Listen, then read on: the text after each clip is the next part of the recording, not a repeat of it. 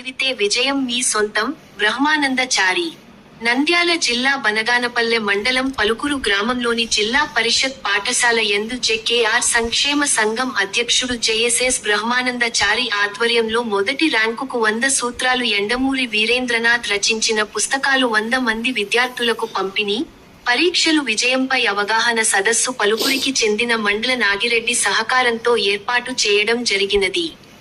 బ్రహ్మానందచారి మాట్లాడుతూ, ఇష్టపడి చదివితే విజయం మీ సొంతమని ఉపాధ్యాయులు చెప్పిన పాఠాన్ని ఆరోజే చదవాలని వాయిదా వేసుకోకూడదని, టైం విలువ విద్యార్థులకు వివరించారు.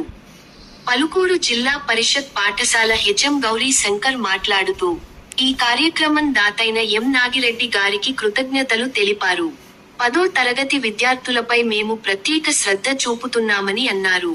ఈ కార్యక్రమంలో ఉపాధ్యాయులు కెసి శ్రీనివాసులు, ఎస్ఎండి రఫీ పరమేశ్వరుడు మొదలగు వారు మాట్లాడినారు.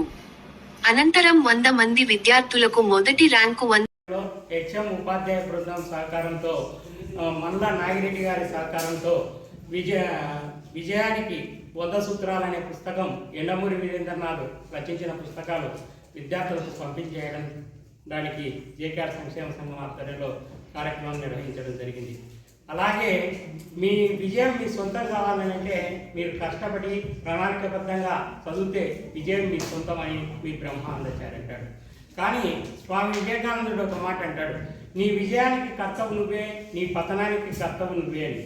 ఎందుకు స్వామి ఈ మాట అన్నాడంటే, భోజనం చేస్తే నీకు ఆకలి తీరుతుంది, దెబ్బ తగిలితే నువ్వు బాధపడతావు. కాబట్టి ఈ రెండింటి మీద మీరు అర్థం చేసుకొని మీరే ప్రణాళికబద్ధంగా చదువుకోవాలని చెప్పి మీ బ్రహ్మానందచారి కోరుతున్నాడు.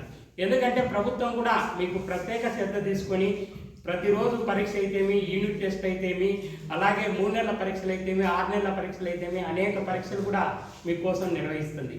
ఎందుకు నిర్వహిస్తున్నారంటే, ఈ పరీక్షల్లో ఇద్దరు పిల్లలు ఫస్ట్ వస్తున్నారు ప్రతి క్లాస్లో, మిగతా వాళ్ళు రాలేకున్నారు. ఎందుకు రాలేదు అనే విషయాన్ని మీరు గమనించాలని చెప్పి మీ బ్రహ్మానందచారి కోరుతాడు. ఎందుకంటే జీవితంలో సినిమాలు కానీ, క్రికెట్ కానీ, ఏదైనా కానీ, టీవీలు చూడడం కానీ ఇవి శాశ్వతంగా ఉంటాయి.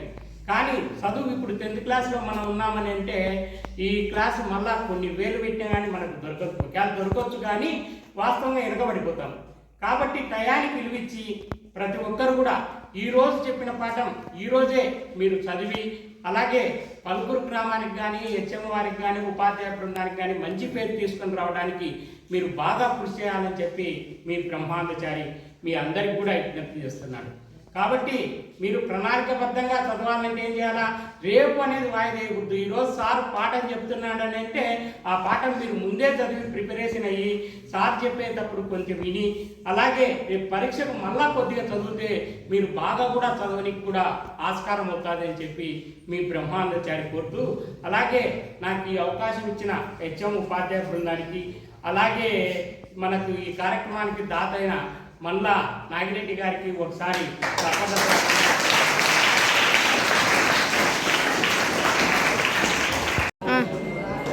బాబు, మీరు ఒక విషయం, ఇప్పుడు మీ ఎదురుగా 5 మంది విద్యార్థులు ఉన్నారు.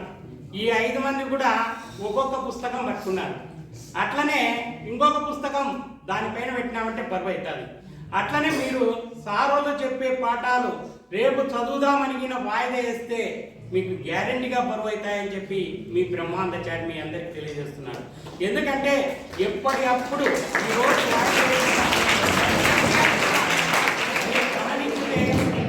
బాగుంటుందని మీ బ్రహ్మానందచారి కోరుతున్నాడు. అలాగే ప్రభుత్వ పాఠశాలలో చదివే వాళ్ళల్లా పేదవాళ్ళు, మీకోసం ప్రభుత్వం ఎన్నో వ్యయ ప్రయాసాలు కోర్చడం, అలాగే ఉపాధ్యాయులు కూడా ప్రత్యేక శ్రద్ధ తీసుకొని మన పలుకురు గ్రామం పోయిన సంవత్సరం మండల స్థాయిలో 2వ స్థానం రావడం జరిగింది. అంటే అప్పటికి హెచ్ఎం సార్ అయితేమి, ఉపాధ్యాయ బృందం అయితే ఎంత కృషి చేసింటారో మీరు ఒకసారి అర్థం చేసుకోవాలి. కాబట్టి మీరు ప్రతి ఒక్కరు కూడా చదువుకు ప్రాధాన్యత ఇవ్వాలని అంటే ఎన్ని గంటలు మనం కేటాయిస్తున్నాం చదువు కోసము అనే విషయాన్ని మీరు అర్థం చేసుకోవాలా. ఇప్పుడు నుంచే ఈ 10th క్లాస్లో మంచి మార్కులు వచ్చినాయనుకో, రేపు పొద్దున జీవితం బాగుండడానికి ఆస్కారం అవుతాయి. ఈ సినిమాలు, క్రికెట్లు ఇవి ఎప్పుడైనా ఉండేదే, ఈ సెల్లు ఇదల్లా ఎప్పుడైనా ఉండేదే. కానీ మనం జీవితంలో బాగుపడాలని అంటే మనకు చదువే ముఖ్యం. కాబట్టి మీరు చదువుకు ప్రాధాన్యత ఇచ్చి మీరందరూ కూడా బాగా చదివి మంచి మార్కులు తెచ్చుకోవాలని చెప్పి మీ బ్రహ్మానందాచారి కోరుతాడు. ఇప్పుడు పాలు ఉన్నాయి, 1 లీటర్ పాలు 60 రూపాయలు అవుతాయి. అదే చేసి ఆ పాలను కాంచిన తర్వాత పెరుగు తోడేసినామనుకో పెరుగు 120 రూపాయలు అవుతుంది, వెనపూస అయితే 200 అవుతుంది, నెయ్యి అయితే 300 అవుతుంది. అలాగే కష్టపడండి, ఏ ఫలితం కూడా మనకు దక్కదు. కాబట్టి మీరు ఏం లేదు మాకేం మేము దేవునికి నమస్కారం చేస్తున్నాం వస్తారనుకుంటే రాదు. మీరు కష్టపడాలి, కష్టపడండి, ఏ ఫలితం కూడా దక్కదు. ఉదాహరణ, ఇప్పుడు మెట్టు రాయే దేవతా విగ్రహం రాయే, 2 రాళ్ళైనా కానీ దేవతా విగ్రహానికి మొక్కుతున్నారు, మెట్టును తొక్కుతున్నారు. మెట్టు అడుగుతారంట దేవతా విగ్రహాన్ని, ఎందుకు నన్ను తొక్కుతున్నారు, నీకు మొక్కుతున్నారని అంటే, నేను ఎన్ని సుత్య దెబ్బలు మొల్లల దెబ్బలు తింటేనే ఈ స్థాయికి వచ్చినానని చెప్పాను అంటున్నారు. కాబట్టి ఇప్పుడు మనకు ఎదురుగా కూర్చునే సార్లు కూడా ఎంతో కష్టపడింటే ఉద్యోగాలు వచ్చింటాయి. వాళ్ళ ఎమ్మడి దాదాపు వేలాది మంది కూడా పోటీ పడి ఉంటారు. కాబట్టి మీరు కూడా మంచి స్థాయికి రావాలని చెప్పి మీ బ్రహ్మానందాచారి కోరుతూ నాకు ఈ అవకాశం ఇచ్చిన హెచ్ఎం ఉపాధ్యాయ బృందానికి కృతజ్ఞతలు తెలియజేస్తాను.